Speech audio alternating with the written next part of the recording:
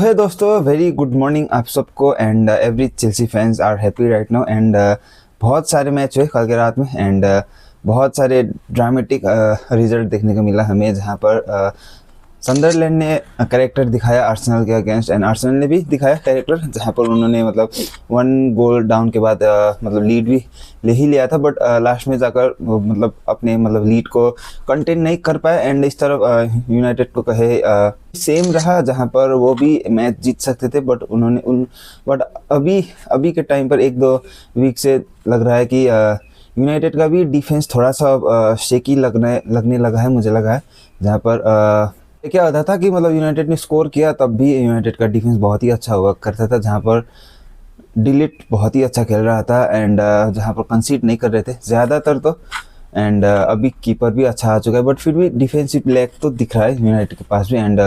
Scoring भी थोड़ा सा लैग कर रहा है यूनाइटेड, बट फिर भी ड्रॉ किया उन्होंने एंड आई थिंक यूनाइटेड के लिए तो ड्रॉ भी एक अच्छा रिजल्ट है, जहाँ पर एक अच्छी पोजीशन पे एक अच्छी पॉइंट पर लेके मतलब टेबल पे बैठे हुए यूनाइटेड एंड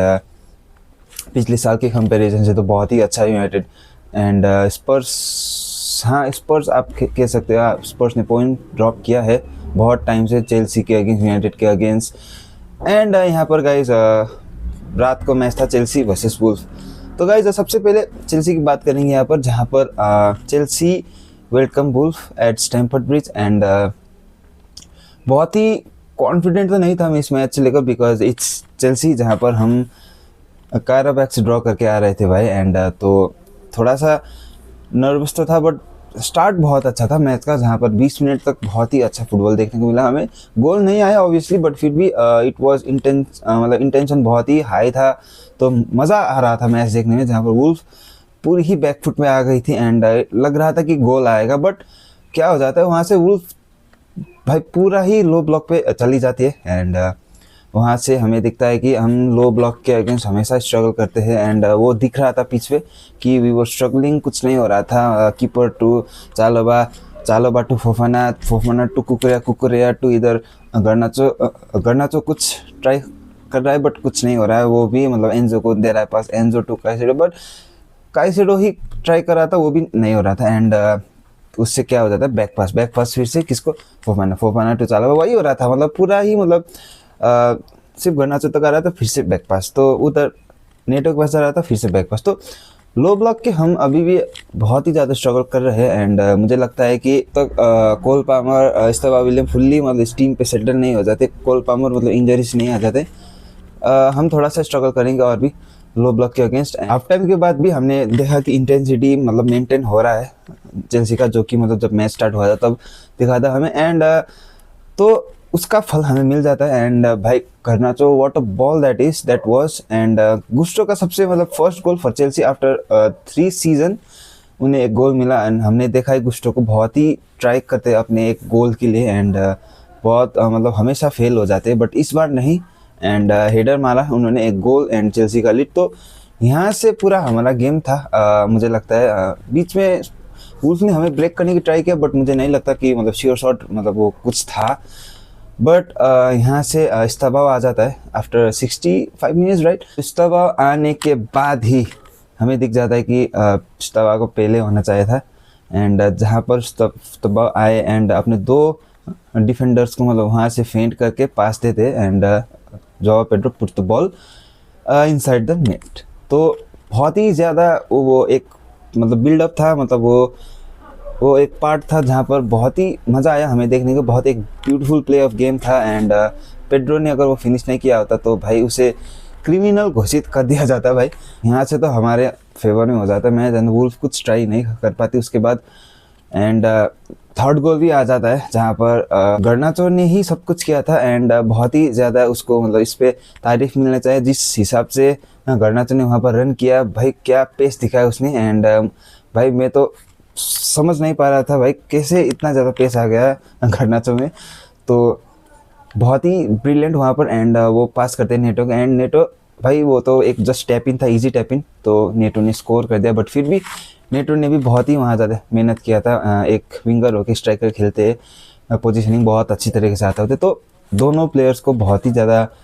तारीफ मिलनी चाहिए यहाँ पर। एंड 3-0 पे तो भाई पूरा ख़त्म हो जाता है एंड वुल्फ यहाँ से कुछ नहीं कर पाती। वहाँ पर वुल्फ गेम सी आउट कर रहे होते एक डैमेज लिमिटेशन के हिसाब से एंड उनको डैमेज लिमिट करना था बिकॉज जीडी, मुझे लगता है यही होगा शायद, जीडी उनका बचन है तो डैमेज लिमिटेशन कर रहे थे। तो उनके पास बॉल भी था तो वो ट्राई नहीं कर रहे थे, बस टाइम निकालने की मतलब कुछ कर रहे थे। तो बहुत ही ज़्यादा अच्छा परफॉर्मेंस मुझे लगता है कि हमें यहाँ से बिल्डअप करना चाहिए, बट नहीं होता है हमेशा ही। मतलब अब तो इंटरनेशनल ब्रेक है शायद, if I am not forgetting international break है तो फिर से ये मतलब फ्लो रुक जाता है ऑब्वियसली, बट फिर भी I want my team to keep this intensity, this form बरकरार हो। इंटरनेशनल ब्रेक के आने के बाद ही बर्नली से मैच है तो देखना पड़ेगा गाइस। बहुत ही अच्छा मैच था एंड यूनाइटेड का एंड आर्सेनल का मैंने पूरा गेम नहीं देखा। मैंने आर्सेनल का मैच देखने स्टार्ट किया था, वो पहले 1-0 डाउन पे थे एंड बट आर्सेनल पूरी चढ़ी हुई थी सन्दरलैंड के ऊपर एंड सन्दरलैंड भाई डेस्परेटली भाई 50 मिनट हो रहे थे and they were defending with their life. तो बहुत ही खतरनाक अटैक हो रहा था आर्सेनल से। तो बहुत ही ये कहूँगा कि आर्सेनल ने वहाँ पर कैरेक्टर दिखा है, बट फिर वहाँ पर अगर देखा जाए तो सन्दरलैंड है तो कैरेक्टर तो दिखा नहीं था बिकॉज इट्स अभी प्रमोट होके आई टीम है। तो सन्दरलैंड ने वहाँ पर बहुत ही ज़्यादा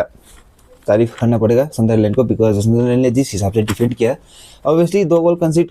किया उन्होंने, बट फिर भी और भी ज़्यादा कंसीड कर सकते थे, जहाँ पर कीपर का बहुत ही ज़्यादा अच्छा सेफ निकाला कीपर ने एंड डिफेंडर्स ने बहुत ही ज़्यादा वहाँ पर अपने मतलब पूरी ही मतलब लाइन पे लगा दी बॉडी। तो बहुत ही ज़्यादा अच्छा प्ले बाय सन्दरलैंड एंड आखिर में तो उन्होंने मतलब इक्वलाइजर भी कर दिया। तो वो इक्वलाइजर तो बहुत ही खतरनाक था। तो